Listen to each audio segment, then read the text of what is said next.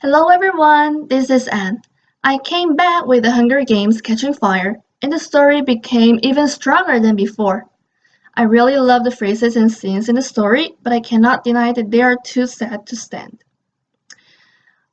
Such phrases were shame isn't a strong enough word for what I feel, and something flickers across his bloodshot eyes, pain.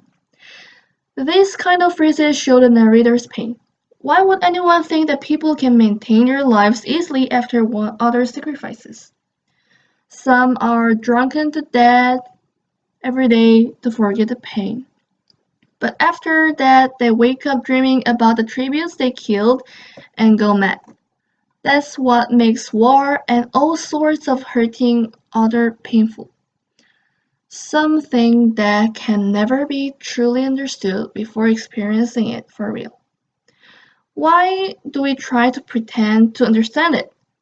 It is just arrogance to say that I'm not afraid of war, that I can get through it if I was in the same situation with you. Nobody can get over it though they pretend they're fine at the surface. It is that hard to bear. Katniss is also one of them. It is so pitiful that she cannot even act fine in front of her family, which she did every time. And it was so cruel and devastating and beautiful that other tributes are willing to save Peeta and Candice.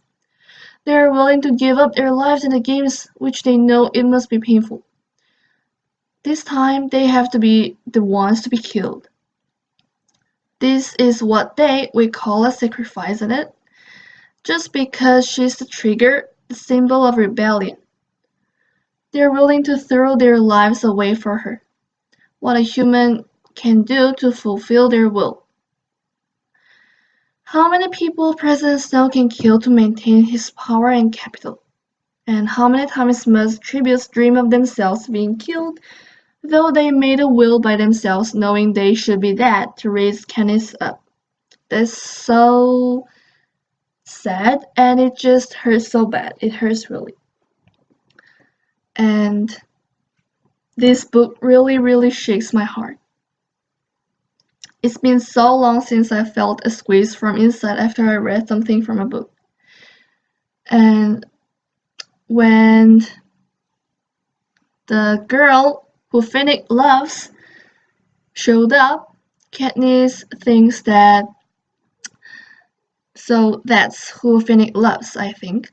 Not his string of fancy lovers in the capital, but a poor, mad girl back home. So although Candice thought he was one of the fancy winning tributes, it shows that he's nothing more than a wounded soul who was injured by the games. By loving someone who went mad surviving from the games, this book certainly tears my heart apart. I can see why this was such a big hit all around the world. I can see it now that these truly famous books don't only have the stories, but also have messages in them. And this is it for today, and I will come back with part 2 of Catching Fire. Thank you for listening.